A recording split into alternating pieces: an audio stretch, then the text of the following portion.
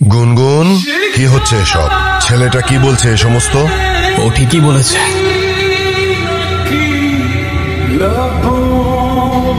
আমি গুনগুনের কিছুই না, আমাদের বিয়ে হয়নি, আর এতদিন যা ছিল তার পুরোটাই ড্রামা।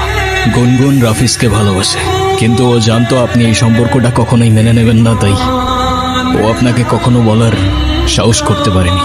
যখন আপনারা গুনগুনের জন্য বিয়ে ঠিক করতে ব্যস্ত ছিলেন, ও কার সঙ্গে ভবিষ্যৎ করবে তা খুঁজতে ব্যস্ত ছিলেন, তখন ও লড়ছিল একা। আর ওর ভালোবাসার মানুষটাকে বোঝানোর চেষ্টা করছিল যে আমাকে বিয়ে করো, না হলে আমি অন্য কারোর হয়ে যাব।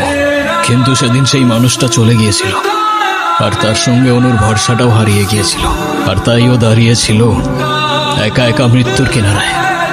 তবুও আপনাকে কিছু বলার সাহস করতে পারেনি, কারণ ও জানে আপনি ভালোবাসায় বিশ্বাস করেন না। আর তাই সেদিন আমি এসেছিলাম কোনো অধিকার নিয়ে না, বরং এই মেয়েটার সম্মান, একটা নিষ্পাপ, ওর ভালোবাসা আর মর্যাদাটা বাঁচাতে। আর হ্যাঁ, আমি ওর কিছুই না, আমাদের মাঝে কিছুই নেই।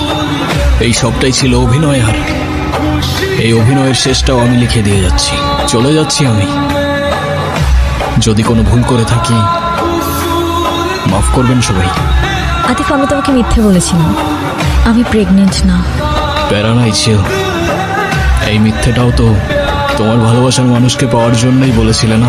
তুমি তাকে পাওয়ার জন্য কোনো কিছুই আর বাদ রাখলে না গুনগুন, আর তাই হয়তো তোমার তাকদির আজ তাকে তোমার কাছে এনে দিয়েছে। ভালো থেকো।